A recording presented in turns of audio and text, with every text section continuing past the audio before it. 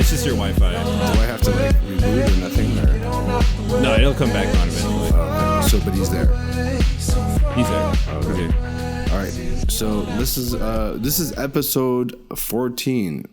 To tell you the truth, it's episode like 58 or 65. But Ronnie came in after the other Zoom operator is gone. Well, he's Kai. It's the place I'm staying at right now.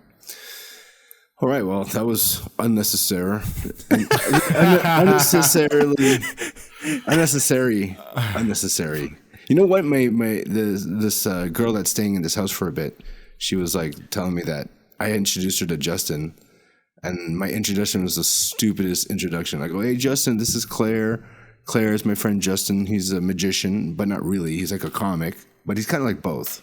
And she's like, "Okay." And I go, "Claire, this is Justin. Claire, we're just talking about her beautiful grandmother who's dead." And it was just the stupidest introduction. We both all looked at each other, just quiet. We're just like this. And then all three of us walked separate directions. It was like the last episode of Seinfeld. It was just like that. It was just like, all right, bye. Like really not. You know, last episode of Seinfeld was they didn't really.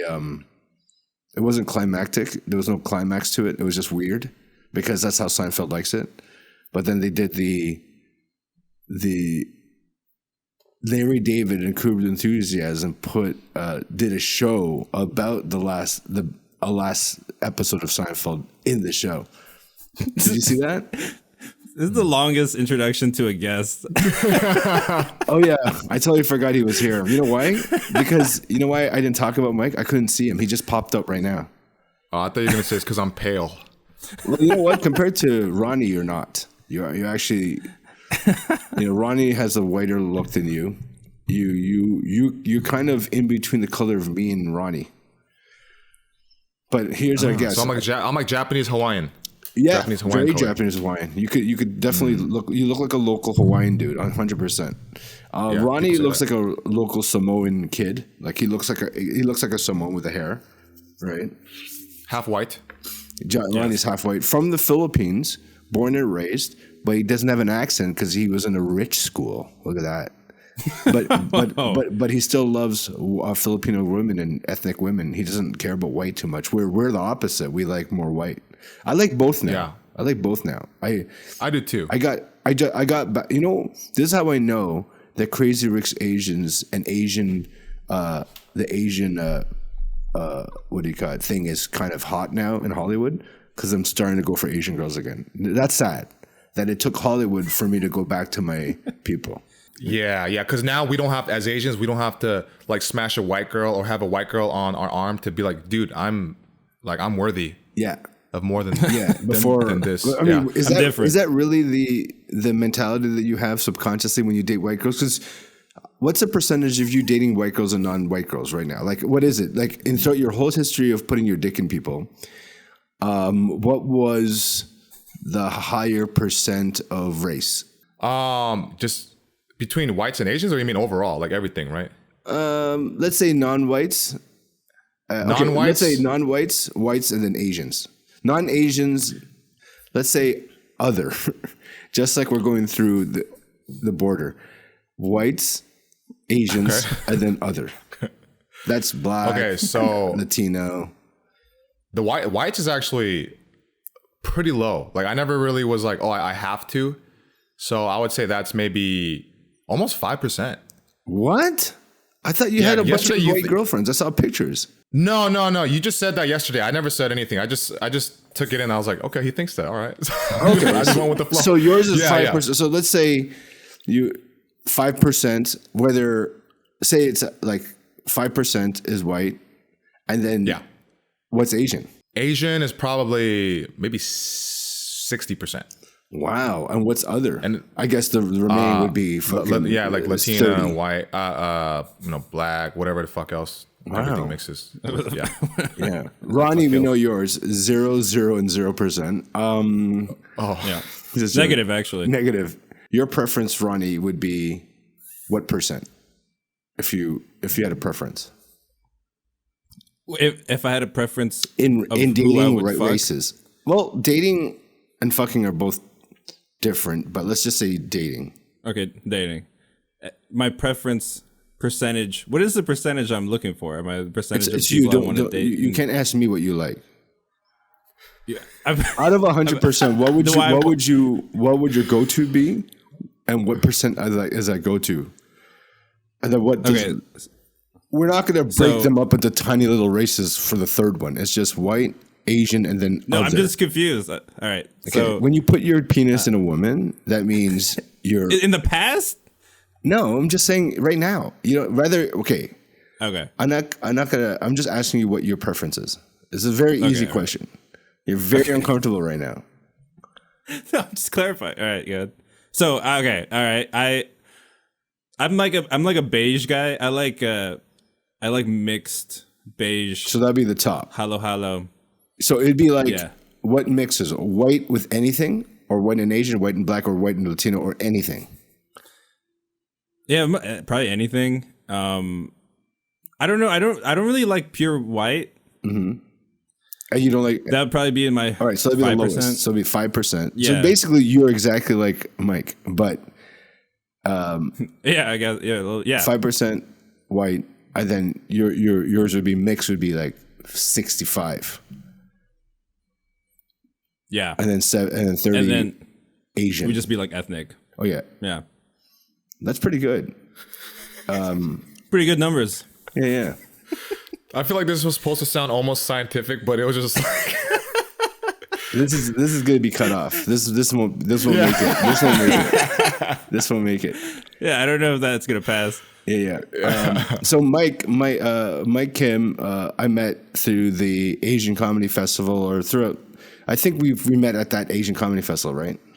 Yeah, we did. Yeah, and then we became good friends, and now we're best friends. Now, and then we hung out for a few. We're not even friends. I saw him 3 times, and we're best friends now. No, but he blew up on TikTok. And how did that happen? So you got on TikTok, like all of us. We started posting videos, like all of us. Then one video. When did you start it? When did that video actually start blowing up? Well, I started TikTok 2019. I didn't want to do it because I saw a bunch of people dancing and I thought they were losers. And then Gary Vee was like, you gotta post everywhere. Like, don't be, you have, doing that shit. He's like, TikTok is the way. So I was like, all right, fuck it. I'll listen to Gary Vee because I like Gary Vee. Who's Gary Vee? Gary Vaynerchuk is the guy that you see. He's like an entrepreneur, and he knows a lot about internet marketing and all the new stuff that's happening. So basically, how did you know him? I used to work for Ty Lopez. Here in my garage, my Lamborghini, knowledge, like that fucking guy. No, I don't know. And that then guy because I was in that like world of like online entrepreneur people who like sell that, whatever it is. I learned about all the people in that space, but then Gary Vee was the one that I resonated the most with. And then back then he wasn't that big, but I had no idea he would blow up to the level he is today. And it's well deserved, I would say.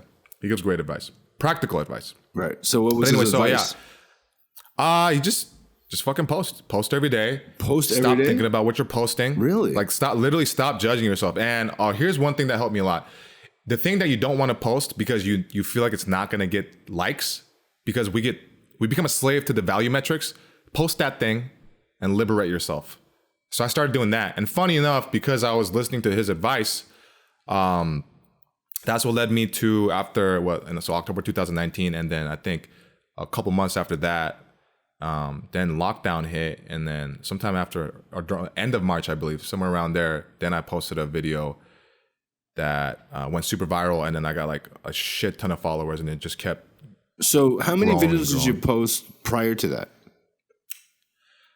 I don't remember how many exactly, but up to that point, I I had an agreement with my friend that we would post every day for 60 days, and whoever misses a video owes the other person $1,000. Wow. So you did 2 months straight, and then after that, was that the 2 months during that time? Within that time, before the second month hit. Wow. Within the second month, because I just kept posting things that I thought people wanted to see, and then when you post every day like that, you start to run out of ideas.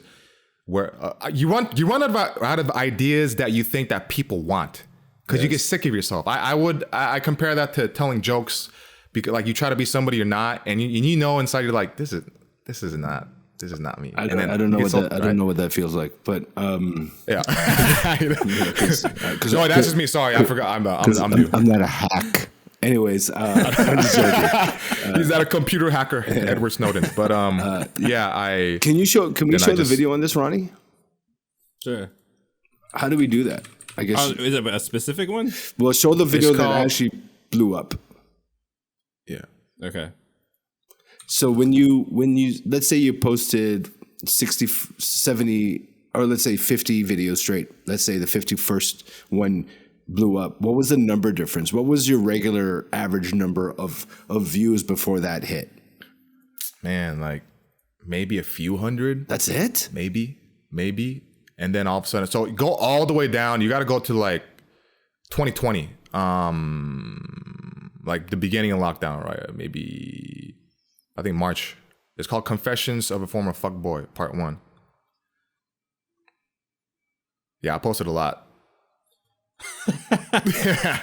I just kept posting. I posted a lot of my Filipino content got pretty big too. What do you mean Filipino content? What did you do Filipino? Like I would make because I hung out with so many Filipinos from the Philippines. I just made some stuff that I like. Oh yeah, you got to go to where I start losing hair. So keep going up. Oh, this is before you had hair. This is when I had and I started shaving. So you just started shaving it, or you started balding? Oh, right there. I shave it every morning. Go down to the first one, not that one. One more. Part 1, right there. 1.4 million. Welcome to part 1 of Chronicles of a Former Fuckboy. I was a fuckboy for many, many years. I learned my lesson. I'm 30 years old. I do not do that anymore. So here's something that I used to say. I'm going to share this with you. To get a female to fall in love with me more and to chase me, I would say this. I would say, Amanda, I don't think you should get too close to me.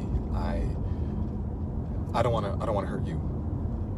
I don't know if I'm ready, and I'm scared. So what I did right there is I was feigning vulnerability, transparency, and honesty, but I really wasn't. I was doing that because I knew if I said that, it would make her want to, like fix me, to help me, to comfort me. And by doing that, by being there for me, she's more likely to fall in love, and I take advantage of her. And it's fucked up, and if a guy says that to you, look out for that shit, okay? Yeah, all right. That's the one. So that one hits 1 million what? 0.4. And but when you first put it up within a day, how much did you hit? I posted at night, sometime in the late evening, I think, and then I was like, whatever, and then I didn't check it, and then I wake up the next morning and I was like, oh, let me look at my TikTok, and then I had thousands and thousands of people following me, and every time I refreshed it, it was hundreds. Like every refresh was hundreds of new people, literally within a second. Seriously? It was fucking nuts. Yeah. How come when you refreshed it? Oh, because you had to just update it. Yeah. No, because that's how many people were following me per second. It was hundreds per second. Wow. Yeah. Before that, we were hitting what? 10,000, 5,000, 2,000, not even? On a good day, maybe like 2. I mean, I had a few ones that maybe 5, maybe 10, like See, very, what's very weird, few. I've been hitting 60, 70, 80,000 hits, but I've never hit the million. I stopped after 1 month. I still probably have like 1,000 followers, maybe even less. Did the second one, part 2, get any hits? Oh yeah, all of them. I did like 12 parts. People were begging for those. So because So second one, how big was that? Over 1 million? Cumulatively, they're in the millions. All right, so let's see the second one, Ronnie. Okay. Ronnie, get on this. Stop drinking and eating. Welcome to Confessions of a Former Fuckboy Part 2. Now, this video is about texting manipulation. Something that I would do in the past to get a girl to think about me more is I would purposely ignore her text messages. So if she sent me a text message at 7 p.m. on a Monday night, I would not respond until she sent me a second follow-up text, whether that be the next morning or 2 days later, 3 days later, right? And if she texts me back a second time a few days later, that means that whole time she was thinking about me. And that's how I know that I got her. You know, like she's in the palm of my hands. Females do that shit too. And normally we do that as humans to people that we don't really care about. Now, sometimes you forget that happens, but a lot of times if it's a reoccurring thing and you keep texting me back and I don't respond until days later and you respond immediately, I know you're mine. Yeah. No, that's true. Here's the crazy part of this whole thing. This is the new version of the game in tech way, because the game doesn't talk about this. You know, if you ever heard about the book The Game, this guy Neil Strauss and this guy Mystery created this book The Game back in the early 2000s. What happened was, I used to frequent a dance club called Fluid in Toronto nightclub. This guy was a busboy who was a virgin, and I remember seeing him. He was a pencil-neck skinny kid. And he would always, I knew him, my cousin knew him, and he was a virgin at 24. He just kept studying the difference between people that got women in the dance club. It was the hottest nightclub of Toronto, and people that didn't. And it didn't matter how beautiful they were. It didn't matter how much money they had. It didn't matter. What did matter is what they wore. What did matter is what they said. That was it. Your face can be beautiful no matter what you look like. The ugliest person can make you can look beautiful by doing your hair right and clothes right. The weirdest thing about it is beauty is not just this, and people think it is. And so the game teaches you, look, if you come in with a big hat, a big beard, a just crazy jacket, women and men respond to that. Have you ever seen a woman that you thought that was so gorgeous? You finally made her. You finally sleep with her, and by the next week, you're like, you're not as gorgeous as I thought, because you saw everything come off, and you're like, now you look at them as a regular human being and go, wow, it's all smoke and mirrors. I don't care how hot you are. We have no makeup on, no clothes on. You honestly look like just a regular person. It's all the stuff you put on that you have to accentuate also what looks good physically to the opposite sex. And that's what the game tells you. What if you have broad shoulders, tall, amplify that. If you're short, but you do have a nice butt, Ronnie, amplify that. Wear tighter jeans, Ronnie. You don't show your ass enough. You know, so, but now this is a tech version and an Asian version, because I would rather listen to a bald Asian dude than a hot white guy, because that 100%. Is not stereotypically the look that gets hot white girls. But if it does, or white girls in general, not hot, just white girl, I'm just saying it's harder for Asians to get hot white girls. I would listen to that the same way I would listen to a fat dude that gets women, rather than a skinny guy that doesn't. I look at the person who is successful. So there's also stages to this. So when Mike talks about this, which is very interesting, when he goes, you know what? Don't go for me. You know, I'm a mess. I'm not ready. You know what? That you can't say that in the first date, Ronnie. Okay. It has to be in the one, you already got her. Because we're really breaking down the talks. No, the talks right now. I'm teaching you. So when you decide to cut your hair again and go out in the real world, you'll know. Okay. Right? All right. Yeah. He's locked up in home for 4 years. But true. Okay. So Mike, when you say that, you can't say that right away. You have to wait. You actually have to say the second one first, with the texting. That's the start. The texting is the start of the relationship. It's not responding, because what that does is fucks with their ego. Women have bigger egos than men. When we don't respond to us, we go to the next person. When we don't respond to them, they go, what the fuck is wrong with me? I gotta now make this guy like me. So, is he dating somebody? Yeah. What's going on? I thought he was into me. Even if they weren't into you. Here's a secret. All of a sudden, you're not responsive, and they're like, what? That's why when you respond really quickly, they don't give a fuck about you. Yes. I don't care who you are. Right. You give them time. Time is valuable. Time is the currency. Yes. You know, so, and you're right about the whole, like listening to a fat guy who can get girls or like an Asian guy who can get girls, because we have to work harder. Yeah. And you're using strategy and you're using technique rather than brute beauty and strength, you know? Yeah. Like, we weren't just born like, dude, if you're white, you already have a 60% better chance of getting girls just because of a Hollywood. 100%. Example, another analogy would be if you're Bob Sapp, who's one of the biggest MMA fighters in history. He's huge. Yeah, he's 350 pounds, solid muscle, a 5% body fat. You can't believe he's a freak of nature, right? He was in his first year in MMA, who only trained for 4 months, was beating up champions. Why? Because he was bigger and stronger than everybody. That's brute strength. But once you figured out how his weakness, everybody attacked it, right? Which is his cardio and he couldn't block because he was too big. The same way a white guy is, 60% of chance you're going to win.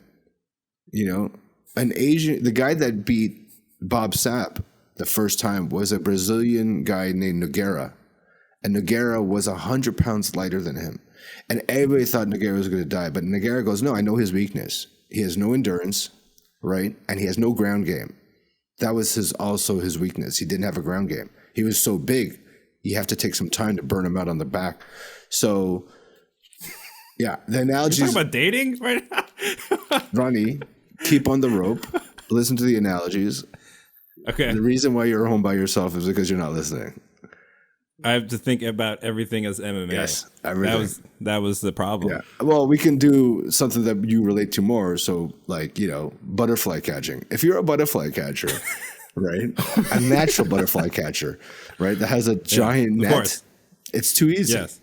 You know, we're born with a net this big. Does that make more sense? Because yeah, totally. Right. And everybody thinks it's smaller than that too. That's right. Yeah.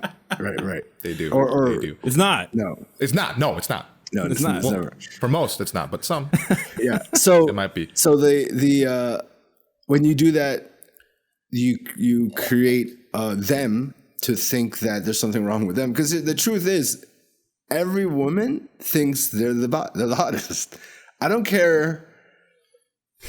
Here's the weird part. They know what level they are, 10 to 1. They know. But when it comes to dating a guy, they naturally go, I'm better. You want me, because we do.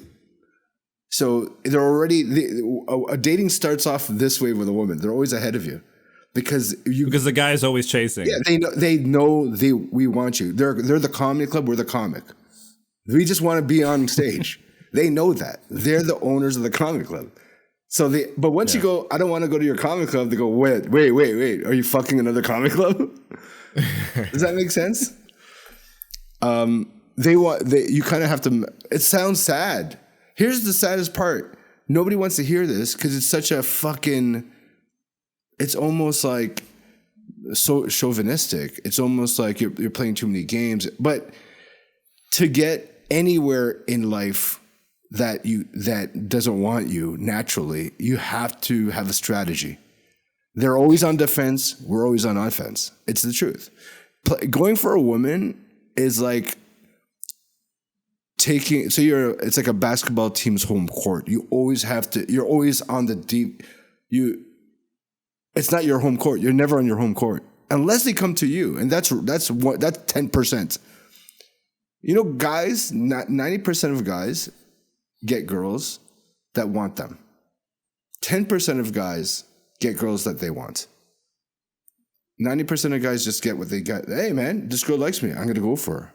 Yeah, you had no choice. She liked you anyways. But to pick a girl that you like and get them, it's a very strategic thing. Let's listen to. How many times did you read that book? No, I just lived life. I've only read that book once. That book. I read that book before, like years ago. The book doesn't really get into that stuff. It's just more stories, and a lot of it is. That book is too much manipulation tactics to where it doesn't develop inner game, like true inner game. So you don't know who you are. So you may be able to land them, but you won't be able to keep them. And that's the problem. That book is based on landing, and it's based on you being white too, because a lot of that stuff does not work for Asian dudes. You're not going to dance up on a girl as an Asian man. Interesting. It's not the same thing. Yeah, there's like other ways. But before we leave this topic, I want to say one little thing on that, the Bob Sapp analogy. The other thing about that is Bob Sapp also, because he didn't train and because he had the like entitlement, right? He's like, I know I'm big, I'm this and that, I don't have to work as hard. It made his mentality weak. He didn't have grit. Right. And that's the difference between like Asian dudes who have to fight for that shit and like a white guy who's giving it. Because I'll tell you this, man, I can't tell you how many white dudes who I saw get so butthurt over getting rejected and they're so not confident, but because they're used to like just girls coming up to them and then they're just weak up here. But me, I'm just like, I got rejected so many fucking times that you just kind of get used to it. And then that's our superpower, because we had our backs against the wall, because it's kind of like a person who's born broke versus a person that was born weak, rich. When you're Asian, the person that's born broke is going to work fucking harder. When you're Asian in America, you're born broke with pussy. Yeah. So you gotta work hard to get that yearly income of pussy. Yeah. No, true. And then, so when do you say, so at the stage where they don't like you, when do you know they like you? So here's an example. You see a girl that you like, you actually talk to her as friends, very corporate-y, and then you exchange IG, because it's so much, that's how you do it now, IG. A phone number comes after IG. So you're doing the IG thing. You have to create interest on her part, because she doesn't have it. She's like this. I don't know if I like this guy. He's some dude I met. He seemed pretty cool, but I don't have any interest in him. You have to make her interested in you. And how do you do that? You kind of have to do two things. Show that you're valuable. That shows a lot of interest. What else would you do, Mike? Just get direct right away. What'd you do? Just fucking be like, hey, when are you free? Just when are you free? Yeah, so you go straight. I'll go straight to meet. Yeah, just straight. So direct, so now direct, she puts you in a category of non-friend, because if you're not that direct, she'll put you in friend for a while, and it may stay there. At least when you're direct and she goes not interested, and she still talks to you, she's giving you a chance, and you can still work it, right? Later. Yeah, later. Especially if she breaks up with her boyfriend. Yeah, and honestly, a lot of relationships start by friendships, or people's a girl can say, I don't want to deal with you right now, let's just be friends. Guess what? It could still turn into something. You don't throw it away. Don't get angry. Be the friend. And sometimes they may like you because you said that, because you gave them that comfort level of there's no pressure. Because I think the pressure part is one that scares women the most, when you're too like into her. They love it when you back off. When you're cool, when you're always emotionally centered and you stay cool, calm, and collected, even with the rejection. Yeah, that rejection's not always like an actual rejection. It isn't. There's shit tests involved. When women text back a day later, even a week or 2 weeks later, that sometimes they forget, but sometimes it's also a form of shit testing, because the hotter they are, the more crazy the guys are. I've talked to a lot of my homegirls about this that are hot, and they will do that on purpose. And I've gotten women because I would, hit them up on text, didn't respond for 2 weeks. Right. All of a sudden, they hit me back about something else, and then because I stayed cool, because I didn't double text, right? Yeah. So just staying super fucking cool. So yeah. So here's another scenario, and tell me what you. So this is what happened recently. I went out with a bunch of comics. One of their comic friends that was a really pretty woman came out and hung out. She saw all of us on stage, so she knew that we're funny, right? And that's the thing. When you're a comic, you can use your stage as a way to attract somebody, because you're in a position of power, you're very charming, and you're controlling a bunch of people's emotions. So that to a regular person could be very attractive. Not for a long time, but after the show, you got around 5 hours until that attraction goes away. Like, this is because you see anybody that's really on stage, in some level, you're attracted to them. Whether it's I just want to be your friend, or I love what you do, I respect what you do, or you're hot, and all that turns into parts of attraction. So we're all out, And every comic dude, and this is typical for comic dudes because comic dudes are not really pickup artists. They got into comedy because they weren't pickup artists. They actually become pickup artists after years of doing comedy because they figured it out. Every guy that was trying to talk to her was like trying to hit on her. It's like, example, she was drinking her drink and one comic goes, "Oh, what kind of drink is that?" She's like, "Oh, it's a thing. Can I try? Do you want to try?" She's like, "Yeah." And he drank. He's like, you know what? We just made out basically because, we were sharing the same glass. And she was like, "Yes. All right. Time." And then another guy kept trying. And I was like, I can't be part of this whole stupidity thing. Like, she's already getting a lot of attention, which is great for her, but she's also liking the attention, but not giving it back to reciprocate any attraction to these guys. So I said goodbye to everybody. I didn't say goodbye to her. Right. And I left and I go, I wonder what's going to happen. And she added me. And I'm like, wow. It's kind of like what you said. You don't call somebody back, they call you, or they say you don't message somebody back, and they go, "Why is this guy ignoring me?" And then they send you a second message. That's almost them saying straight out, "I'm interested in you now," because normally you ignore somebody and they don't call you, and they would get mad. They would probably go, "Fuck you." But for some reason, why does that attract women? What do you think? I know why. Well, you know what they say? They say, don't just talk. Okay, well, first of all, if everybody is like a bunch of hyenas going for the same, like, quote unquote target, the girl's going to know that she's going to group them into the same category. Right. No matter how attractive you are, right, for the most part, right? And then you, because she already scoped the room, right? And you didn't say one fucking thing to her, right? Mm-hmm. And you just walked out. So then in her mind, she's like, what's different about this guy? It's kind of like there's a pack of lions. They're all eating this gazelle. The one gazelle, they're all fucking like going at, like just all in a circle. And then you see this one other lion with a long ass mane hanging out by a tree underneath the shade, just like, yeah, like that. And then the lioness is like, there's a difference. She's probably like, is that motherfucker hungry? Is he sleepy? Why is he just there? Like, what, Yeah. Why is he like that? So What is it about him? Yeah. There's already a question. Yeah. Curiosity sparks. Curiosity. Mystery. And again, going back to emotional centeredness. If you let your emotions get the best of you, especially because we all want the thing that everybody else wants, you would join in with them and try to go for the same person. Right. Because the reason why all the comics went for the same person is because they saw other comics go for that girl, so it gave them confidence. Because the one that's the most badass is the one that goes up cold approaches first, without anybody else already approaching her. Yeah. So you know what I mean? So it's like this thing. Yeah. And you kind of almost have to do the opposite of what your intuition tells you, because your intuition tells you, call her back right away if she calls you back. Hit on her where everybody else is hitting on her. Just wait your turn. Say goodbye to her and make sure she knows you said goodbye. You kind of have to do the opposite of all those emotions to stand out. Now, if a girl likes you, it doesn't matter what you fucking do, but we're not going for girls that like us already, because that's an easy thing to do. It's going for someone that doesn't like you at all and making them go, wait, there's something different about this person. That's the first attraction when I left. When I left, that was the first attraction, because I saw, why would you add me? But I did it on purpose.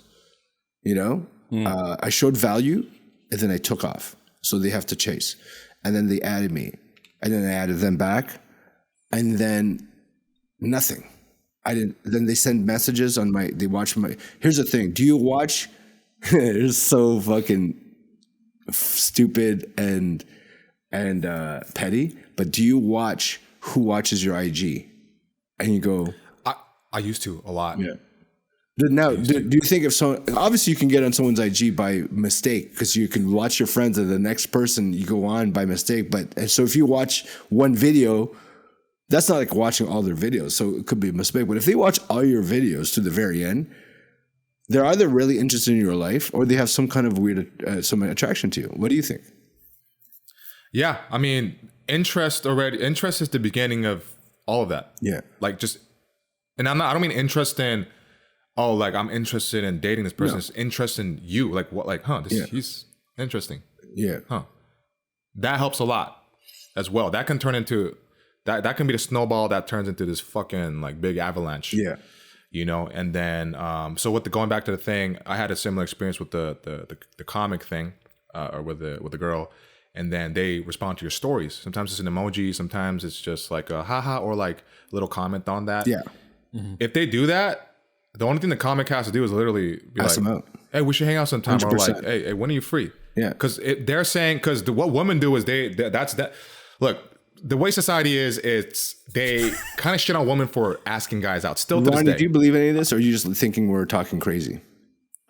No, it's actually very logical. It makes a lot of sense. It's just hilarious how serious we're talking about this. No, It's very matter of fact. yeah, because this is how life is. You have to break it down on paper for some people, because everything in life is a technique. Whether you do stand up, where you drive, where you pick up women, you cook, everything is an actual technique. Friendships too. Relationships. Again, after you get them, to maintain a good relationship, you have to talk to someone that really knows about relationships, and that's totally different from the pickup part.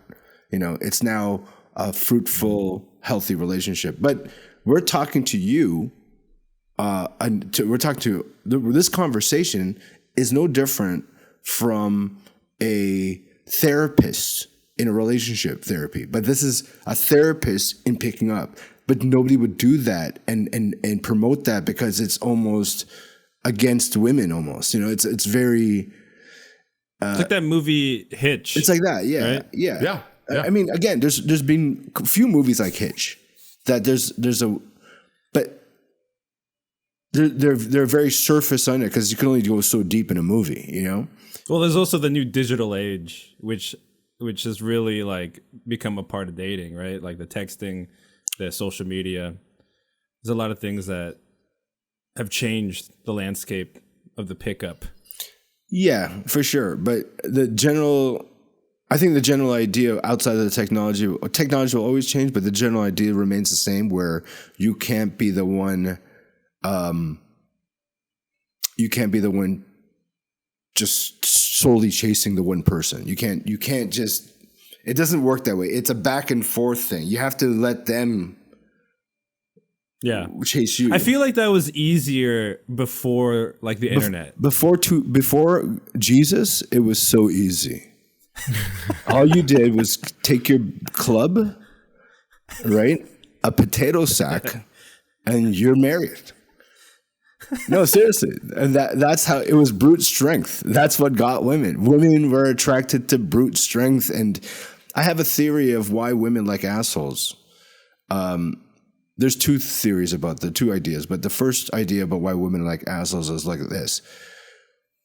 When a woman disses a guy and we get rejection, we don't call them assholes. You know what we say? Next one, right? We don't call them. That's a girl. That's just a girl. When a guy rejects a woman, we're assholes, because they don't have their ego is so much bigger than ours, and they're not used to rejections. They go right away, defensive assholes. They love assholes that reject them, because they can't take rejection. Guys don't care about rejection because we're so used to it, and we don't even call them assholes about it. A woman has slapped me across the face and goes, "You fucking pervert," and I'm like, "Yes." Mm-hmm. Why? I always do different things that it's kind of like doing a joke on stage. If it works, keep it. If it doesn't, don't do it. You can actually do that with lines and funny things, pickup things and flirty things in life. They're bits too. They're actual bits. So your comedian set is no different from your life set. Your life set and going to work and how you get a raise and how do you get this is all a set. It's all practice and error.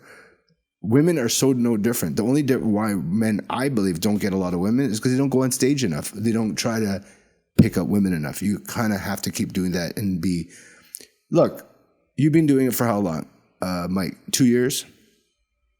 2.5. Yeah. So you're going to go through more bombing than killing if you do it right.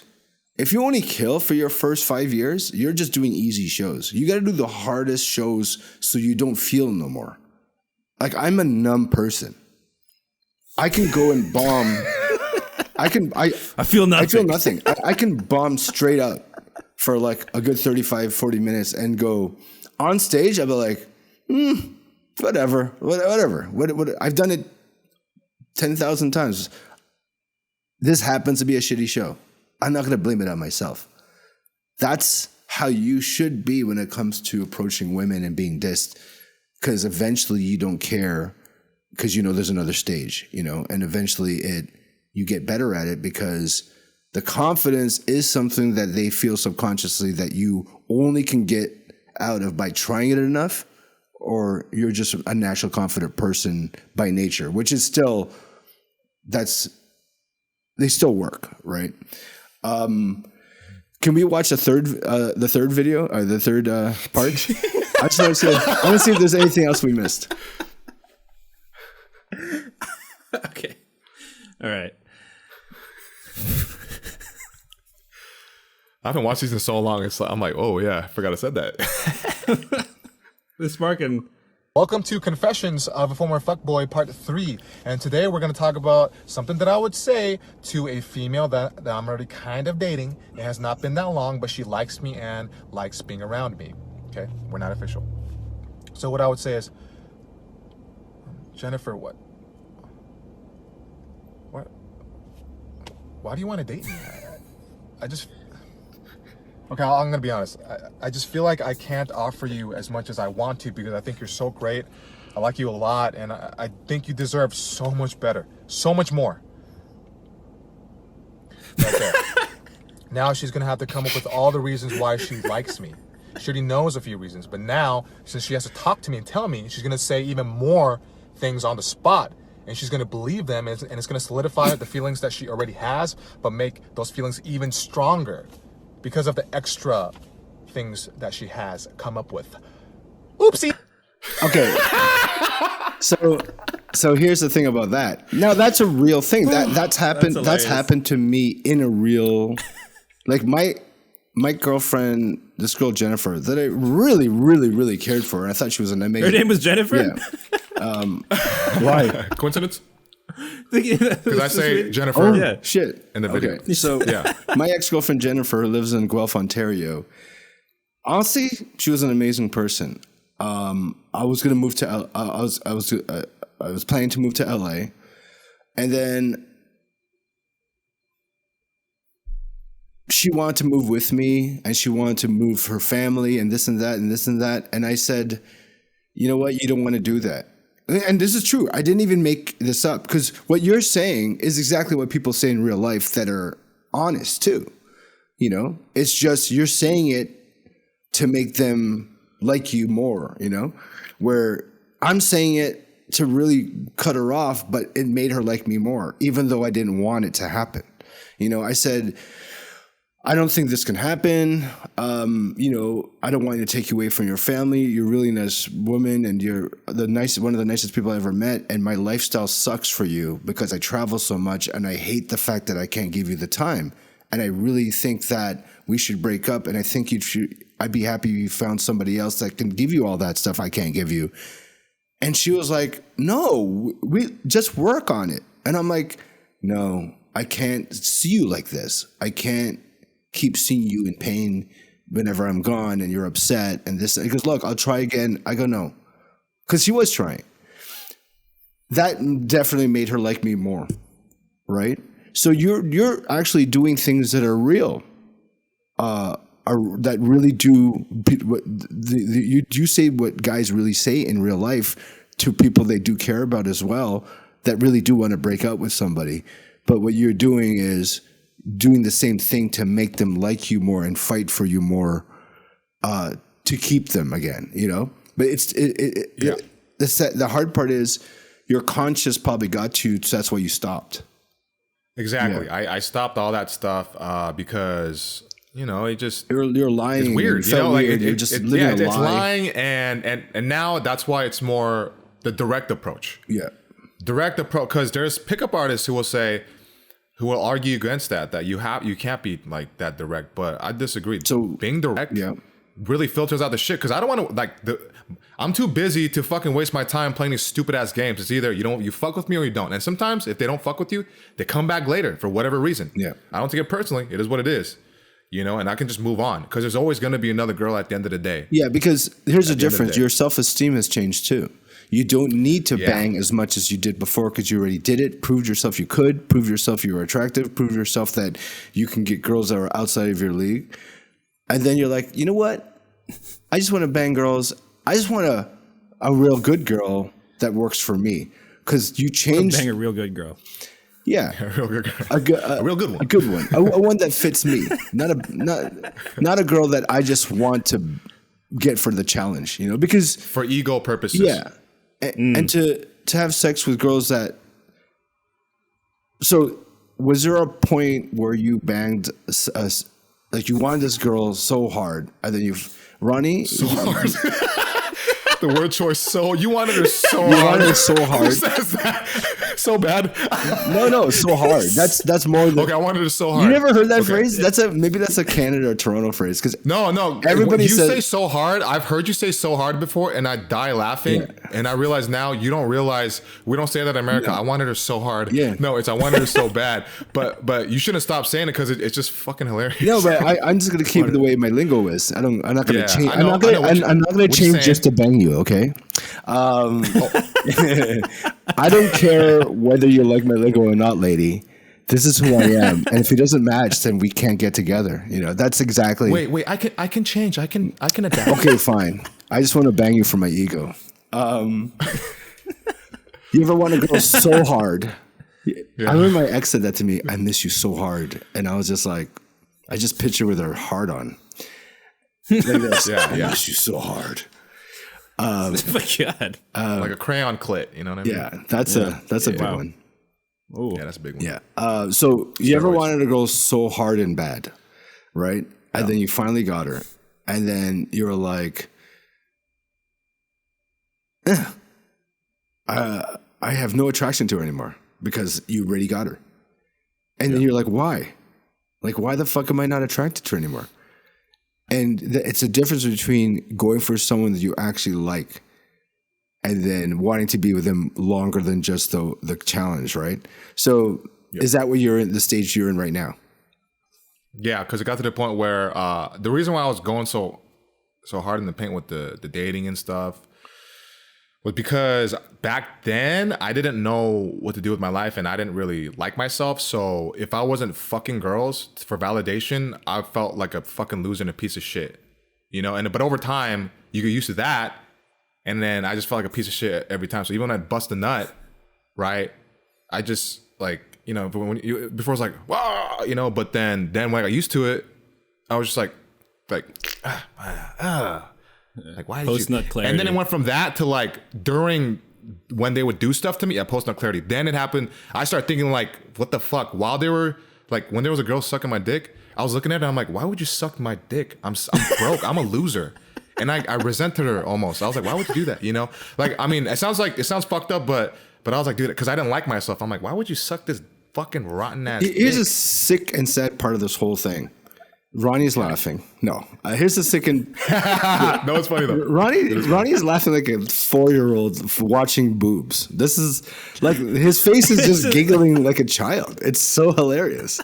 Look at it. I love it. I feel like I'm on stage. I want to keep going. I'm like, yeah. It feeds me. Thank you, Ronnie. Yeah. I love that you, while she's sucking your dick, you're just like, the fuck is wrong with her? There must be something wrong with her. Well, 'cause here's she's the sucking my fucked up dick. part I was gonna say. More guys with low self-esteem problems and hating themselves get more women than men that respect themselves. Why? Because a man that respects himself doesn't want all the girls. He wants a specific girl that likes him and accepts him for who he is. So you're gonna filter a lot of shit. The guy that has a low self-esteem figures out how to bang so much, but it will never be as happy as the person that has a higher self-esteem. Even though secretly the guy that has a higher self-esteem is jealous that this guy bangs more. You know, they're like, I wish I had a low self-esteem. You know, Louis C.K. had a great joke about to bang a lot, you have to be stupid. to Yeah. when you're smart, you don't bang a lot because you think too much.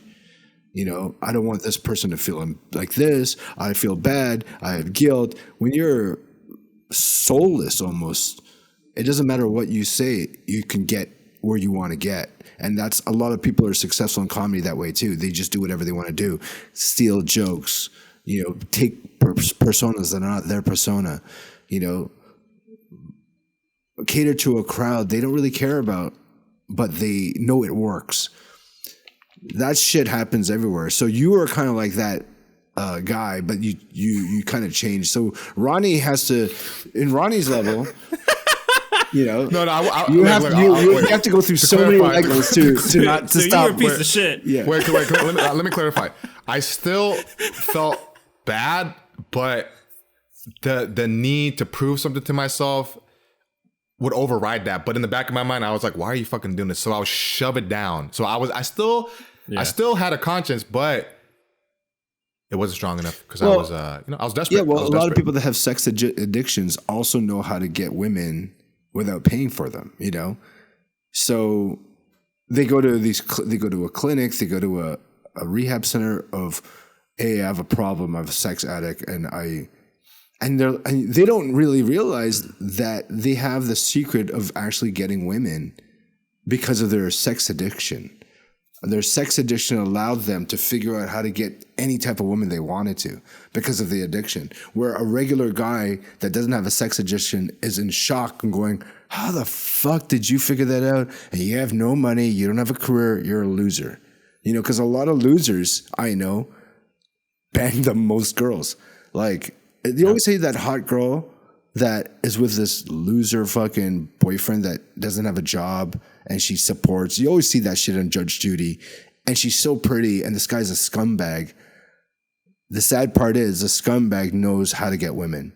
A lot of scumbags know how to get women because it also deals with a person that doesn't have a conscience. You know? The conscience... Well, here's the other side of that. If you don't mind me interjecting real quick. Here's the other side of that. The other side is because they don't have money, they have to learn all the psychological ways to keep her. Yes. Versus someone who has money, he thinks all he has to do is provide, and he becomes a beta male provider by just keep giving with like material stuff, like housing, all that stuff. Which is a beta male thing. It's a beta male characteristic if that's all you're doing, because that guy also doesn't know how to have boundaries, and then the girl starts to resent him. Like, why don't you stand up to me? Why are you giving me all this stuff? Like, why? Like, why? Even if she's saying one thing, deep down inside, all women want a man who can put his fucking foot down, right? But these guys, then the guys complain like, then they do more of what they're doing. Yeah. And then the girl goes and fucks the alpha, the fucking loser, just because she's so sick of him. But you can still provide without being a full-blown bitch. Okay, then name some things that you can provide a woman that is not really necessarily money. You can provide her with, it goes back to like confidence, right? Being confident and charismatic and just being with her and being really present and not caring what other people think. So you could be out in public if you feel like, because, you know, I think a lot of guys, they want to make her dance or like twirl her or just do stuff in the moment, but they're shy in public. Yeah. Well, they want to grab her, pull her in, just make out with her, like just deep as if the world doesn't exist and it's just them, right? But a lot of guys suppress that because they're too self-conscious. But the guy who's not worried about that, who lives his life the way he fucking wants, will do that in the spur of the moment, and that makes her feel that's like because that's all he got. It's like my friend Dan. Remember the Filipino guy or Dan Ramos, the hat. Yeah, he doesn't have money. He doesn't have a great career happening. You know, he's not. But and by the way, we're friends again because he called me. So, but you know what? He's the first person. Shit on it. He's the first person to twirl his girlfriend in the public in front of everybody. You know, on Melrose. You know, he'll dip her and kiss her. He will buy her the stupidest shit on the planet. Like if he can't afford a rose, he'll steal it. You know, if he can't afford a gift, he'll make it. You know, everything he does when he gives it to her, she sees more than the money. She sees the time and effort he took to make something for her, which is sometimes better than money, unless you're a girl that really needs money. You know, there's some women need giant cock or need a lot of money. Don't date those girls, Ronnie. Don't even date those girls. I think I don't qualify for one of them. This is getting grosser by the second.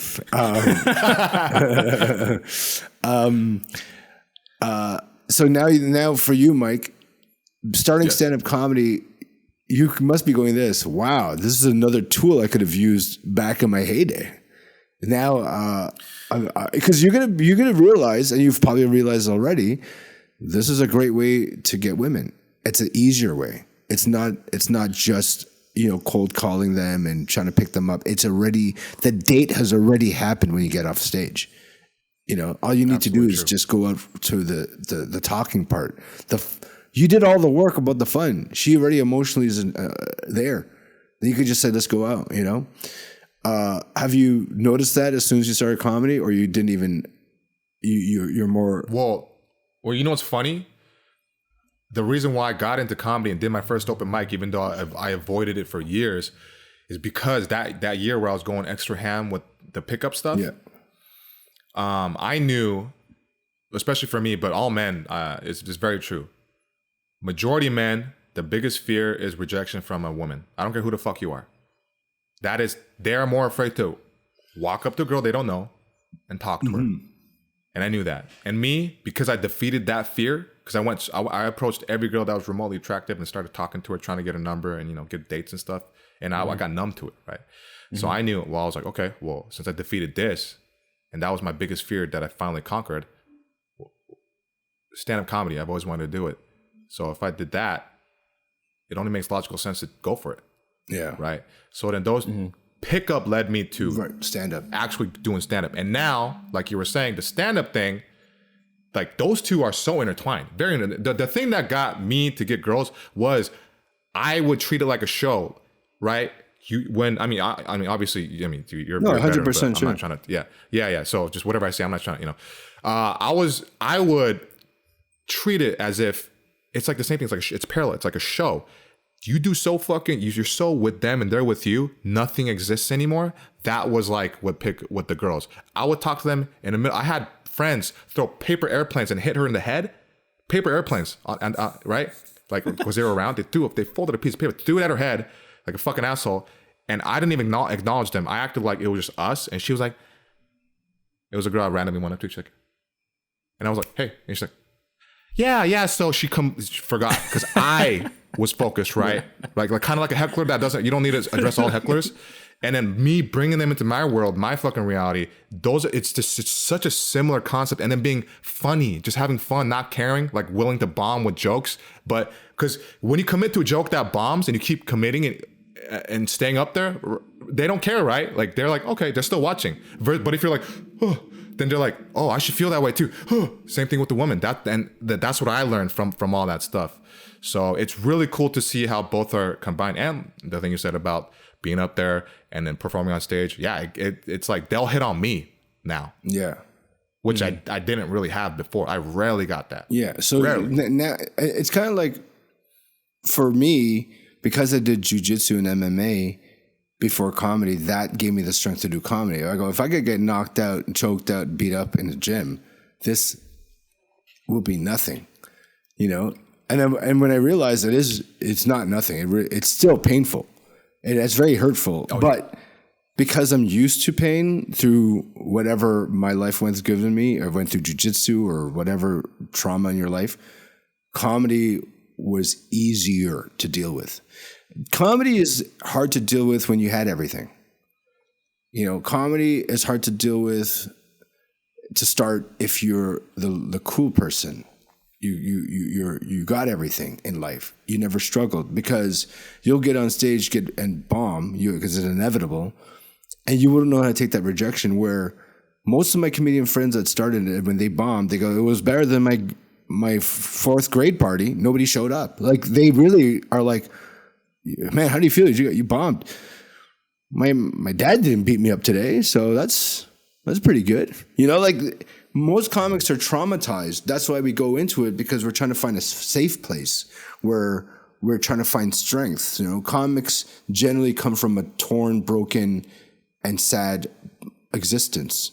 whether you're abused or not, you have a lonely existence and you're aching for some attention, you know? And then so you think you're shit. You want to make yourself better. That's why I got into jiu-jitsu. That's why I tried to bang women that were out of my league. And then that's why I did comedy. And it doesn't even matter if you conquer all those three things. It's in with you to fix, Ronnie. It's you, Ronnie. Ronnie, this whole thing was an intervention for you. Oh, okay. So I'm actually a therapist. yeah, we want the surprise, I'm not a comedian. surprise. We want you to go out, start meeting some girls, This is the Shutter Island, right? and get out of this tiny house you were staying in. No, I'm joking. Actually, I have a question for you, Mike. So Yes. you got so used to the rejection, right? So how do you? What is the follow up right after the rejection? How do you act? Do you even reciprocate at all?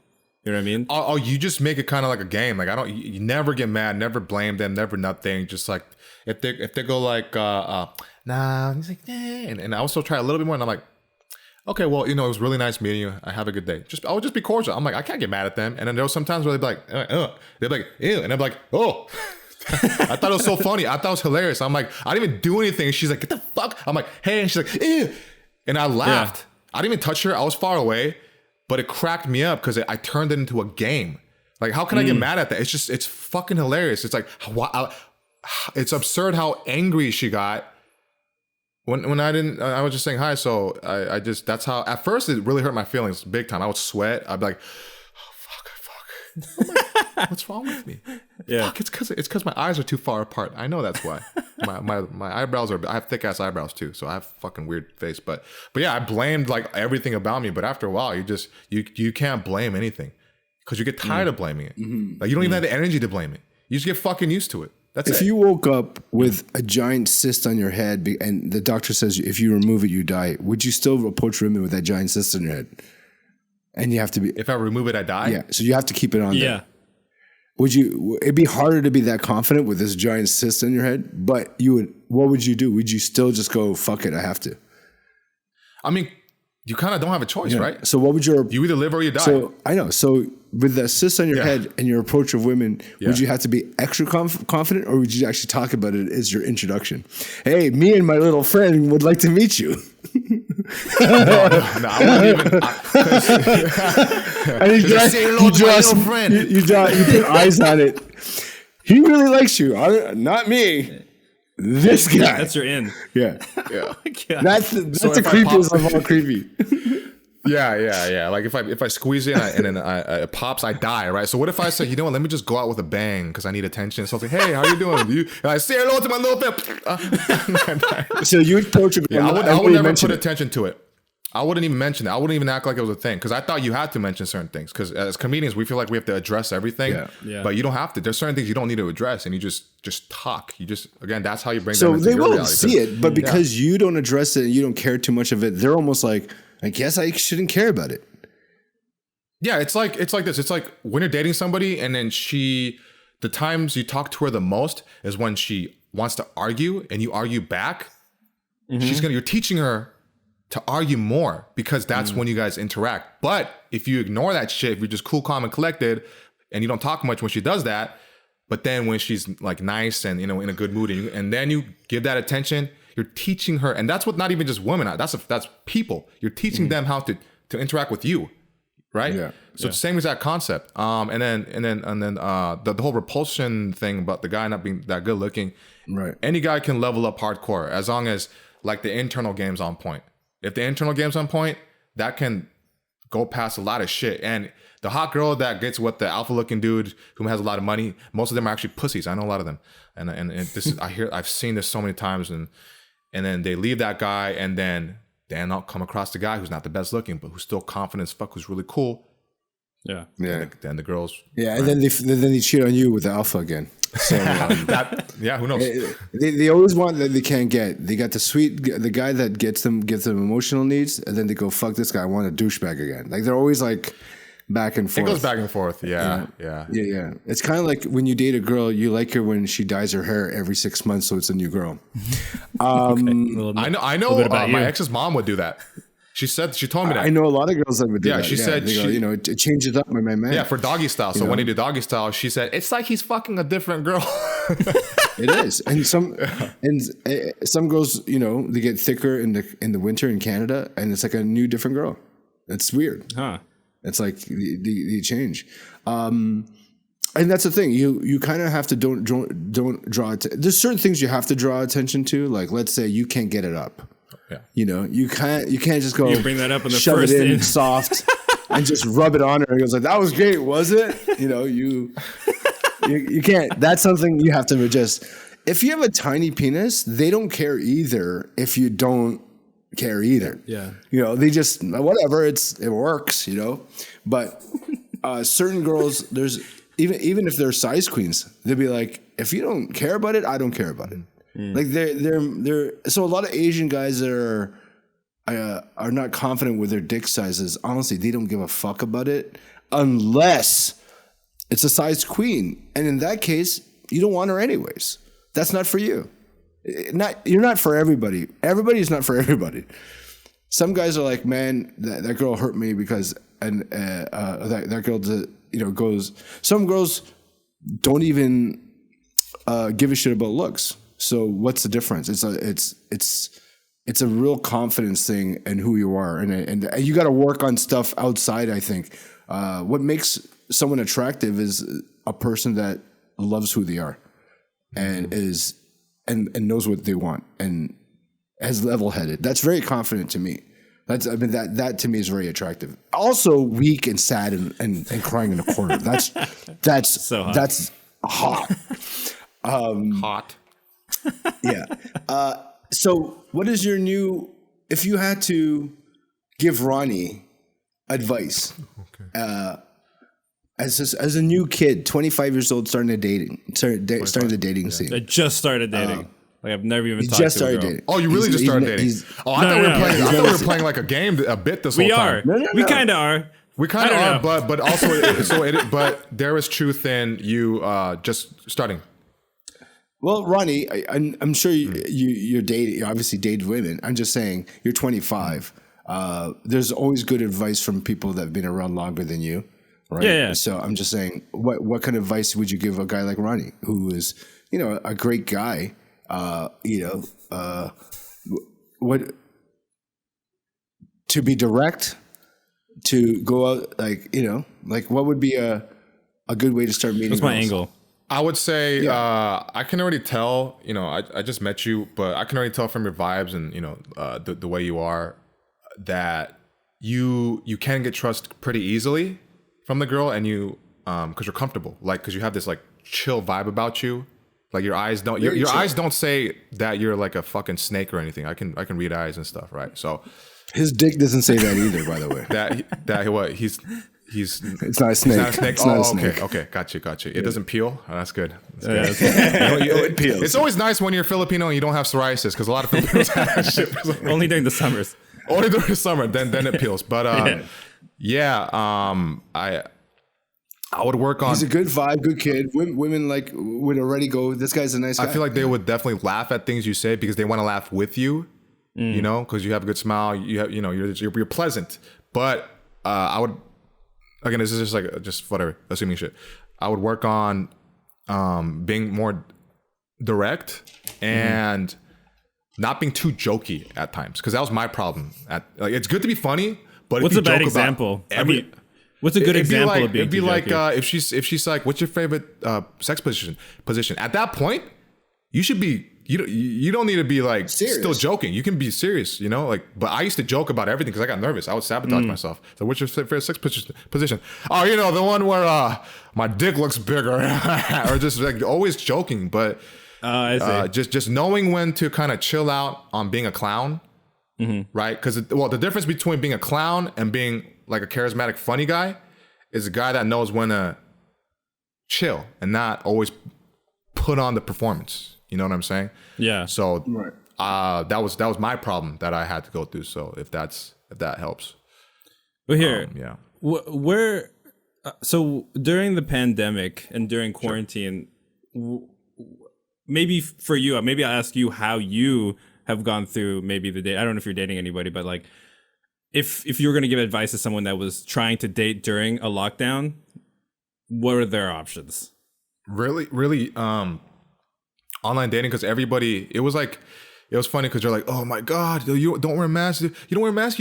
You meet people. Oh, people would shit on you, but those same people that would do that on social media were fucking people. Like it felt like the prohibition days of like where you can't drink alcohol, but like you had beer barons and stuff, but everybody's delivering beer to each other and just fucking each other, right? So on the online dating aspect, and then actually you can still meet people in public, like I got a girl's number because we were just talking pleasantly in line, and this is when we still had to do the mask shit, when it was still kind of like heavy with that, at a UPS line, just talking normally, and then you vibe and like, hey, we should like hang out or something. Now I will say that one didn't go all the way there, but you know, the fact that you get the number, I was just like, okay, here's a good tip. So I love doing this. Don't have stupid shit where you have like a pre-programmed a statement you're gonna say or question to everybody. Don't do that. What I think is great is you notice something and you have a thought about that. Just say it. Just say it. Example.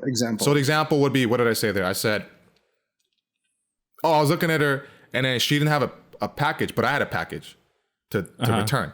But of course, everybody goes to UPS for multiple reasons. But for me, I'm just thinking from my world. So I'm like, okay, well, she's not returning anything. So I was like, hey, where's your, are you returning something? She's like, yeah, I am actually. And I'm like, oh, where's your stuff? Because I got this big ass lamp right here and I don't see anything on you. She's like, and she's like, oh, it's in the car with my sister. I was like, oh, okay. Yeah, blah, blah. And it started from there. It's just that's normal conversation. Yeah, just normal. And now you're talking. I was literally just trying to talk, just talking. Yeah. And to tell you the truth, you do it all the time to people you're not attracted to. Yeah. That you may leave and them not knowing they were attracted to you right after the conversation. Here's an example. I was at an audition. This girl was looking through this teen magazine and I started making fun of her. I had no attraction to her, didn't even want to do it. It was just me being me. I was just like, wow. I go, if you're getting advice from a teen book, blah, blah, blah, blah. And I just started making fun of her. And she's like, no, I just wanted to read it, and I just kept making fun of her as a joking way. And then after I go, well, you take care. Later, my friend goes, yo, that girl asked me if I knew you and wanted your number or wanted your contact. And so I goes, here's her number if you want to call her, or here's her IG. This is like 15, 20 years ago. It wasn't IG, it was like Facebook. And after, I still wasn't attracted to her. She was a very pretty woman. She was like a mixed, and I was like, nah, wasn't really attracted to her. If I was, I would still have to keep that same persona because that would have got her. If I was attracted to her, at that time, I could have said something different. I could have said something that was too forward, something that she can tell I was too desperate. So you almost have to act like you don't like them, even though you do. Because the same way you treat a person you don't like may attract them to you. Because it happens all the time. So you kind of have to just, I guess, fake this whole conversation. That's almost what it's happening. What's happening like on that lineup at UPS. You're faking a conversation as if, it was a natural, I just interested in what you're doing here. Yeah. As if she was an ugly person, a person you weren't attracted to, but you do the same exact thing to make them feel you're not attracted to them, but you're still opening the door. Well, you still have that type of conversation you would normally have, but of course, you still want to be genuine as you can. But Ron is right about that, because if they can sense that desperation from you, then it's pretty much game over. But that just comes with practice of just talking to people in general. So you should not be scared to lose anybody. Yeah, and just talking like yourself. That's the most important thing. Like, don't try to talk like anybody else but you. And if you vibe with them, just because here's the thing a lot of guys do. It's like, just because they're attractive, I have to make sure the conversation goes smooth and then I get the number. You think like that, it's already done. So what's the best thing? Being you, have a conversation, and then you don't really it's like hard to have a conversation. Don't keep trying to get a number. Fuck it. Just be like, okay, have a good day. Just because she's hot, who cares? Right? Yeah. And that by doing that, you being the one disengaging gives you the power, so you don't feel like you're in scarcity mindset and you're giving all the power to women. the woman that you find attractive. Because that's what I used to give all the power to them, and I'd be like, oh my god, if I don't just get the number, I'm a fucking loser. It's like, but why? I don't even like them. We don't even get along. Why the fuck does that matter? You know, but it just takes time. You know, it's a lot of fucking up, just like stand up. That's the beauty of it, man. Stand up is so fucking beautiful for that. Well, okay, and now for me, let's say like the set I did last night, where you used, it was a great set. Yeah, it was great. It was fucking great. Yeah. Could I have picked up a girl after that set? Oh yeah, dude. There was a lot of hot chicks there. You could have, dog. Okay, you crushed the hardest the whole night. It wasn't the same after you left. Okay, nothing against the other comedians after. You know, they still did great, but you crushed too hard. Like honestly, like you should have finished it. Well, I mean, I don't know why they would put me there, anyways. And I'm not even saying this is what it is. I've been doing it for 25 years. Of course, I'm going to crush I do it religiously, and I'm a very big student in comedy. So I don't care if you've been doing it 25 years as well. If you don't work as hard as I do, you're not going to crush this. It's math to me. That's what I do. And I don't know why they put me before that girl, because I heard she was new. She's very new. I'm like, why? Like in my head, I'm like, I guess Felix doesn't know that you can't do that. And the energy difference is very different, because when I produce shows, I think about what's the difference in energies. Because hers is, you guys are on a completely opposite ends of the spectrum. You can't follow that unless you're Dave Chappelle and you're already known, and you talk that quietly and slow.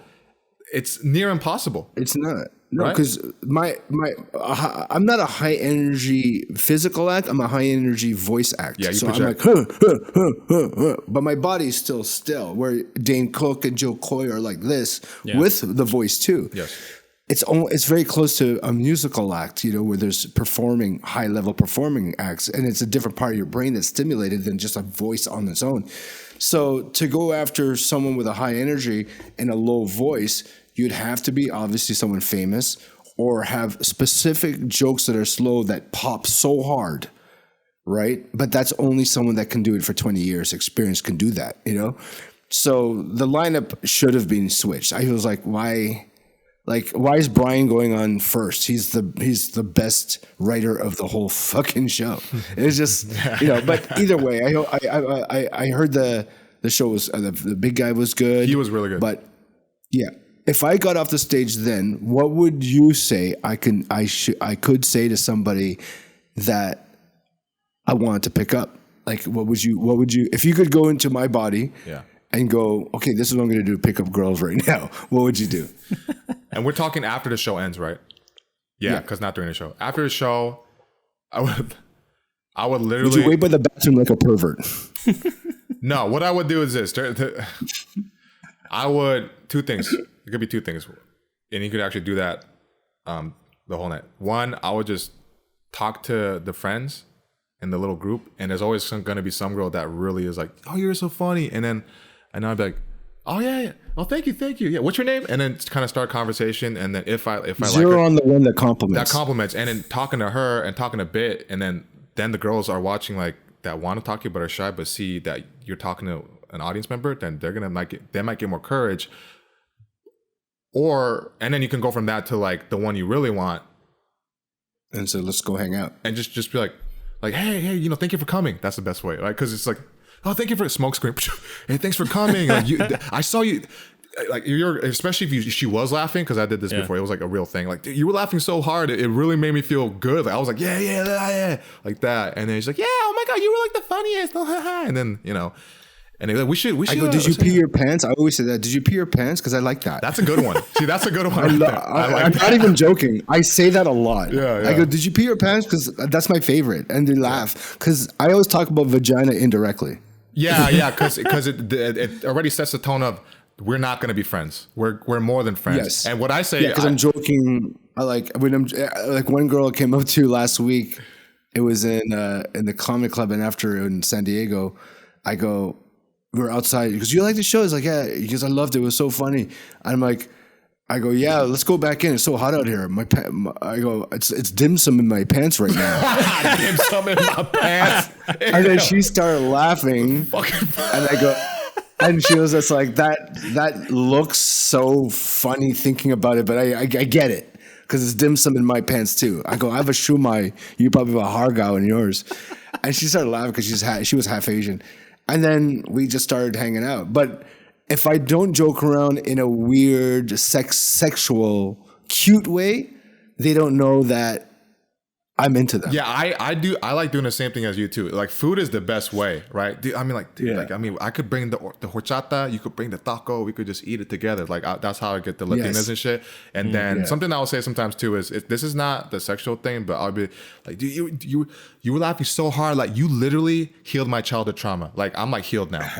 Like you're my therapist. Like I just want to hold that didn't work when I said it. I said, you know what? You laughed so much, you healed my high school trauma when I was raped. Like that. That didn't work. And she just stared at you. Yeah, you. Yeah, it was so great. Like I forgot my dad stuck a pinky on my ass and said, "Hey, do you love me?" Here's another line I use. So what's your number? This is actually a fun episode because these are real lines you can use. I go this. Speaking of dim sum, we should go. I know this late night dim sum place. There's no late night dim sum place. They're all afternoon. But I just say that, and then we go to after you say that your pants feel like dim sum. That you say you want it's called segue, Ronnie. If you understand what a segue is in comedy, you understand how this works. Yeah, it's just really appetizing. After you said that, you're totally getting this the wrong way. You're getting hungry. We're teaching you how to get women. All of a sudden, Ronnie's stomach's hungry. I'm thinking about actually eating dim sum. Because that's all I'm interested in. I know. Damn, Peking duck right now? Damn, man. That'd be so good. That's what I said. So I go, speaking, like, because I said dim sum in the past, I go, speaking of dim sum, there's an amazing place. We got it. I'm hungry. Do you want to grab some food? And then she'd be like, yeah, cool. I go, here's another one I add on top. She says, yes, cool. We could do Lady in the Tramp with a piece of rice. That's a good one. That's really good. Yeah. That's really good. So that means we're gonna kiss. Right away. And you're playing off the whole like the Asian food thing where I am Asian, but let's have fun with it, right? Because like I would do the same joking thing with the stereotypes. Like literally, if they say, hey, you get a small dick, whatever, right? Because that's stereotype. Asian guys small dicks. They say that, right? So what I would say is, I tattooed a pamphlet on Asian dicks right beside my dick, so she won't forget. Oh yeah, it's supposed to be like this. Yeah. It's got the statistics. Statistically proven. Yeah. So for me, I would say, but yes, I mean like, dude, my dick is fucking small. Like it is, and they're like, what is it? They're like, why is he saying it like that? Why I'm like, yeah, my dick's fucking tiny. Like it's so when you show it, it's not as small as they think. Well, but here's the thing: they're already thinking about my dick because I'm saying that. And then I said, yeah, it's so fucking, it's so small. I have to scissor girls. So why I have to scissor them like lesbians? Like but it can't be that small when you joke around it because if it is really that small, then they'll be like, oh fuck, it's true. Well, no. Well, here's the thing: they wouldn't go, oh fuck. They'd be like, oh, it is true. He wasn't lying. But the point of that is, he's not a liar. I'm not a liar, but it does multiple things. What it does is it shows that I'm able to take a stereotype that really is negative and hurts Asian guys and then frame it in a way where like I don't give a fuck and it's funny and I own the stereotype. They think that's confident and sexy, and then I turn to a sexual thing. Like, yeah, dude, like I scissor girls. We're gonna have to scissor. Like we might have to scissor. You're empowering small dicks. You should use it. It fucking works all the time. I swear to God. Yeah, but here's the thing too.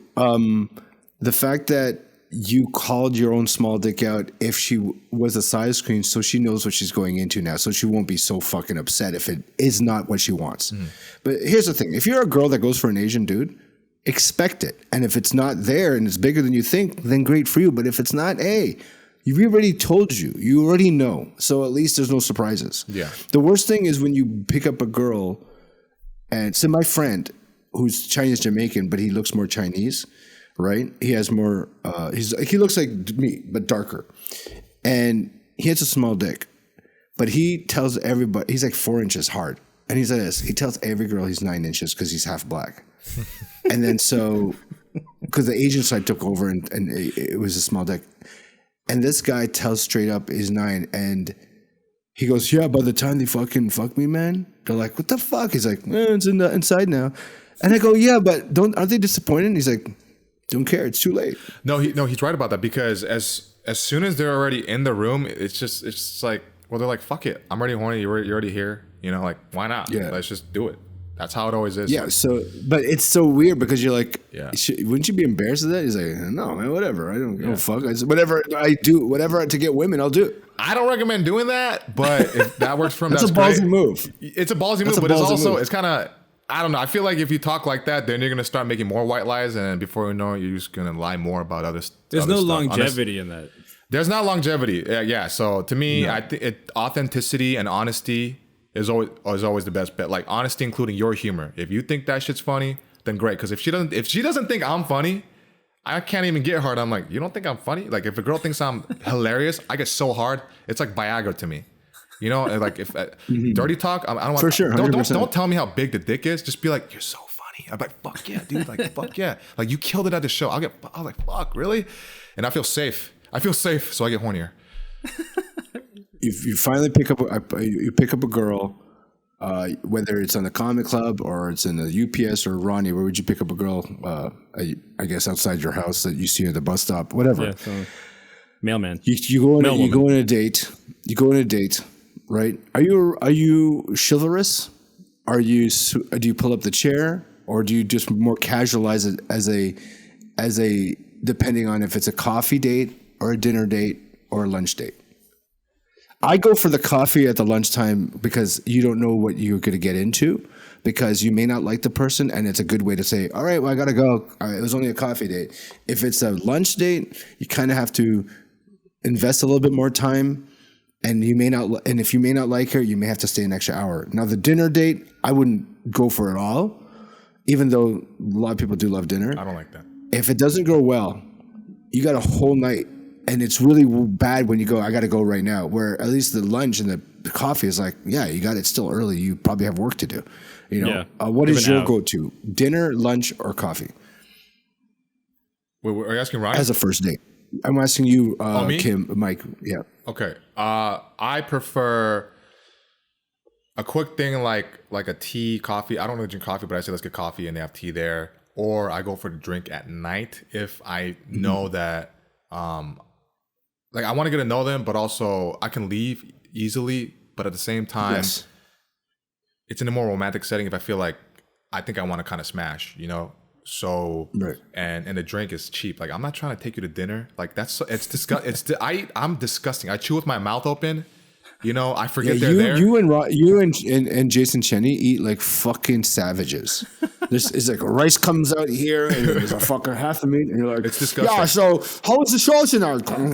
Like it's so Asian men eat like fucking pigs. Yeah, we do.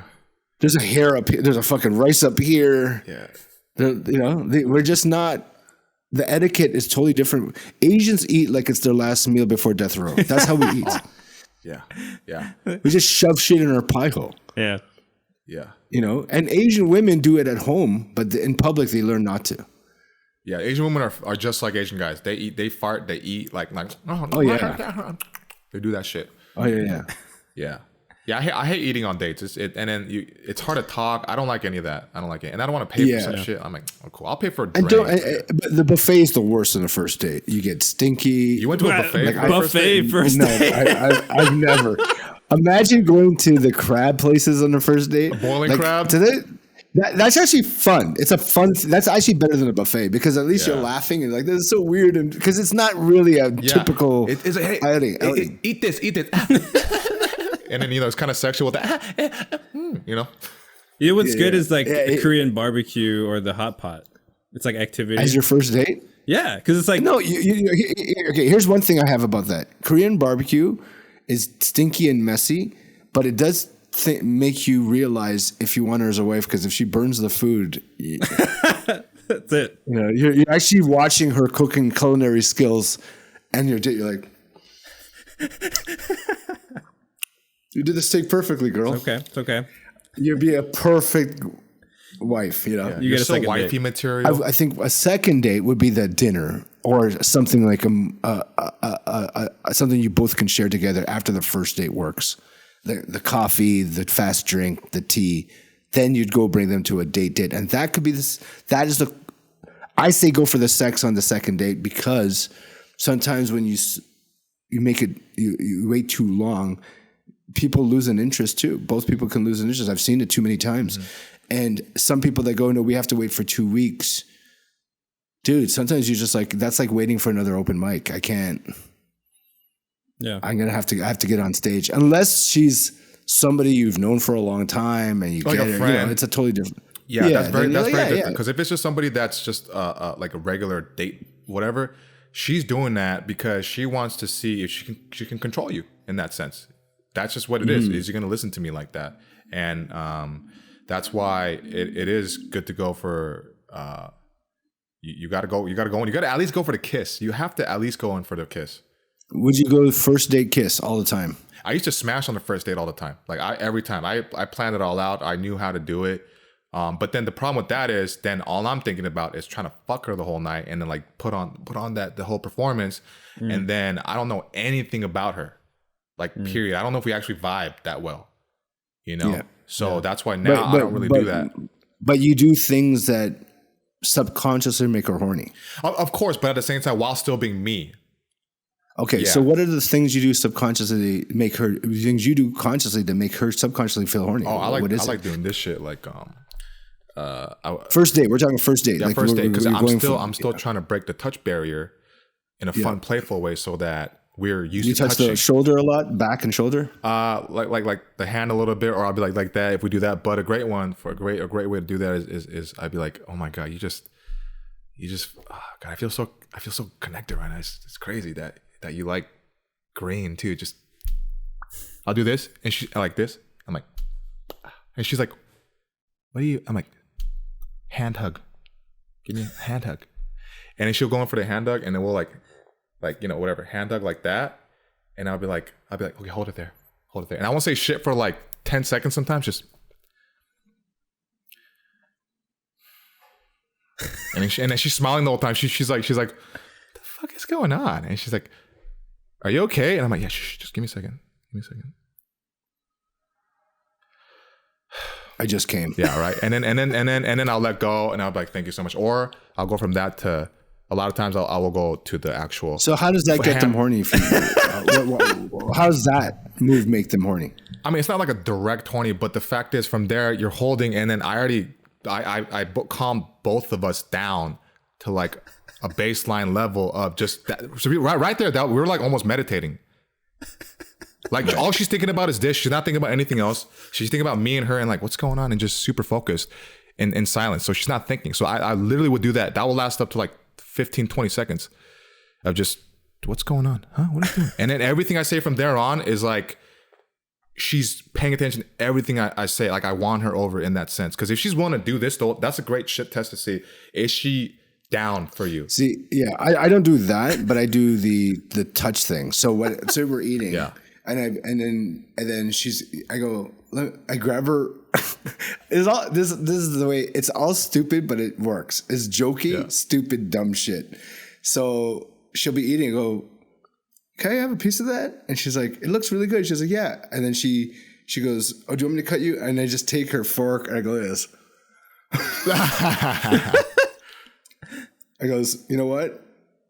And then if she laughs, then I go, she's cool with it. Yeah. She's cool with, because that's my mouth now. Yeah.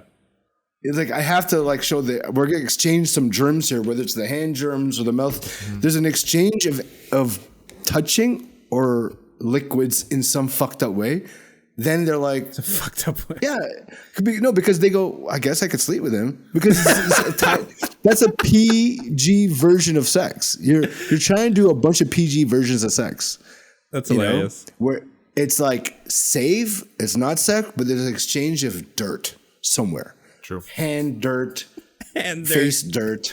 No, it's weird. You touch their legs. I do, like I go, because I play the doctor more than the dater. I play this. You have incredible legs. I mean, I'm not even being a pervert about this. I'm sorry, but I just like, they're perfect. And they're like, oh, thank you. Right? I go, and then somewhere through the night, I'm like somewhat touching it and just showing like kind of complimenting the texture of it. And if they laugh, then I feel that there's more of an a door open towards more, you know. But it's all safe, neutral parts. I'm not going to touch their thigh. It will be like the knee area, somewhere. Elbow is one of the safest places you can start with. Around elbow, shoulder. You don't start here, Ronnie. Don't go. I love your shirt. Don't do this, right? Don't do this. It's nice to meet you. Right? Don't do that. Don't go this. I love your eye and poke it. You can't do that. Yeah. Right. Yeah. But neutral parts, and then if they don't flinch or back, or it's just a weird. You just feel the vibe of what you're doing, and then it's either you back off or keep going. That's how because you can't talk about. It's a vibe thing. A lot of guys I know, even me, when you first start dating in your teens, you will say things that you shouldn't say. Like, is it okay if I do this? Is it okay if I do this? Because you don't know the vibe. You just have to feel the energy if it's good or bad. When a guy wants a relationship, chances are no girl wants him. He just smells like it. It's like, ugh. The desperation. Yeah. Even if you go on Tinder, they could be attracted to you and match. You can fuck it up big time just for your first line. What is your first line when you match? When I match, oh man, dude, I haven't really been on it lately because I fucking hate it.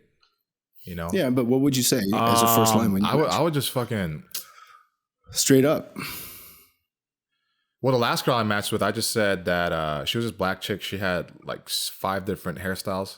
Every photo, 5 photos, every different one was a hairstyle. Like, so you do look at the photos. I look at the photos, yeah. So I was like, oh, you have more hairstyles in 5 photos than I had in my whole life. And she's like, ha ha ha ha. And I just went straight to, I was like, all right, what's your number? Because I just hate the online dating. Yeah, because I used to do the whole conversation thing, and I was like, I'm tired of that shit. I don't give a fuck. So I said, what's your number? And then she was like, you have a lot of gumption. I appreciate that, but you need to ask you need to ask nicer. And I was like, man, this stupid shit. So I was like, oh my God. I was like, all right, I'll play the game. I said, okay. I'll change that. Victoria, what's your number? And she's like, you're gonna have to try again. And I was like, oh my God. I was getting more annoyed. I said, fine. Victoria, can I have a number? And she said, you have to try again. I unmatched her. Because I was like, I'm not gonna play that stupid shit. I'm done with that. But here's the funny thing. Then she ended up, because she remembered she definitely checked my Instagram. Then she found my email, and she messaged me saying, "Hey, are you serious? That was cold. That was a subject. That was cold." And then she said, I was just joking. I was just kidding around. You can't really tell through text." And then I said this. I was like, "Okay, what's your number?" And then we hung out. That's hilarious. Oh my God. You know what I mean? So the online dating thing, I'm just kind of like, ugh. I mean, there's so many different ways people do stuff. But to me, honestly, I just feel like it's already, if they're into you because of your looks, it's so superficial. They can't feel like charisma. Yeah, it's hard to tell. It's hard. It's hard. They can hear their voice. Especially they see my fucking face. They're gonna hear, "Hello," with the Asian guy. Yeah. I got a deep ass voice. Okay. Let's all do this. Is what we're gonna do for our last thing because I have to leave soon. Okay. We're going to Laugh Factory today. Are you going to Laugh Factory tonight too? Are you on? No, I'm not on. I never. Do you want to roll down? Are you going to roll tonight? down? Or do you want to? I'm picking up Dan Ramos. So if you want me to pick you up on the way down, if you want to head down there, okay. It's up to you. What time? All right, I'll pick you up after this. Okay. Well, I'll pick you up. Where are you at again? I'm in Harbor City, which is close to Long Beach. Okay, so I can just meet you there. Yeah, I'll meet you there. Just meet me there. Yeah, be there at 7:30. Okay, 7:30. Okay, here's our last thing before we go. This is the voice that girls hear from all of us, from all of our faces. I'll do Ronnie's voice, and then Mike's voice, and then you do my voice, and then you do Ronnie's voice, and Ronnie, you do my voice, and then you do Kim's voice. Wait. Whose voice am I doing? So we all have to do each other's voice. Okay. This is what a white woman hears from our voice, from our face profiles on dating apps. Okay, this is do your face. What kind of face do you have, Mike, on your dating app? Do it. Oh. Okay, so this is the voice that a hot white girl hears. Hello, I'm here to date you because I have no luck with women. My mother say I'm a piece of shit and I have a small dick. So peace, love, and Buddha. Okay. So Ronnie, show your face On Tinder. Okay, what's your face on Tinder? Come on. I love that one. Can you do it? Oh. I'm about to come, so please touch it. Okay, that's what they hear. Okay, now Mike, do my. Okay, this is my voice. This is my face on Tinder. Okay. I used to go to after school programs.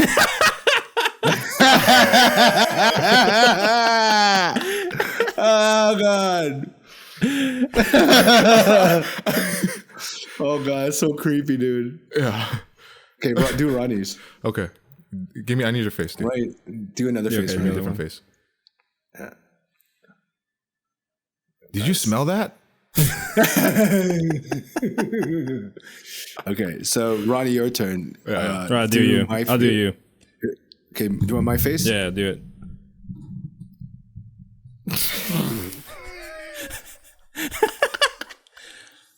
You got a stroke. You got a stroke. Sorry, I just had a stroke, but what's your number? Oh, yeah. I like that. Yeah, that's good. Let me see your feet. Okay. Let me see your feet. Okay, do Mike. Do another face, Mike. Do one. Okay. Nice. I like that. No one was friends with me in high school. I'm going to fucking kill everybody in this fucking... I thought you were shooting. I thought you were shooting, like holding. Yeah, you look like you're on top of a bell tower. I swear to God. Dude, You're on top of a bell tower doing that. It's a special bell tower. I thought you were like holding guns. That's what I thought you were I was pointing, dude. Oh, okay, sorry. Who the fuck holds guns like this? He's never going to kill anybody. That's a safety measure. You know what we should do? We should bring a hot white girl in here and just drill her on questions about what she feels about Asian guys and stuff. Oh, I have a perfect. I have a friend for that. She's hot and she's really cool. Okay, let's bring her on next episode or next 2-3 episodes. That'd be fun to do. So why won't you fuck us? Cool. That was that was a fun episode. That was probably one of the most fun we had. Our guests change all the time, but guys like Mike and Justin and Keith and a couple, we'll always have them back because it's just it's almost like a crew that we hang out with anyways. But you're always we'll have you back as much as you want. But that was a fun episode. I hope you learned a lot. And I'm going to be at the Laugh Factory tonight. And next week I'm going to be at the JP's Comedy Club headlining from Thursday to Saturday. Where you guys gonna be performing anywhere that you might want to plug next week? Yeah, Mike, go ahead with your plugs. Yeah, this coming Friday. What was the date? Next Friday, the 25th. I'll be performing at Dumbfounded's show. Oh, yeah, nice. In Koreatown. It'll be at 6:30 at MCO Coffee in Koreatown. MCO awesome. Coffee. And if you don't know who Dumbfounded is, he's one of the best freestyle battler rappers in history. Legendary now. Unfucking believable. Yeah. And he's really talented. He does comedy too. He's so fucking funny. He does everything. He acts too. He's a great actor. The voice actor, yeah. Amazing. Yeah.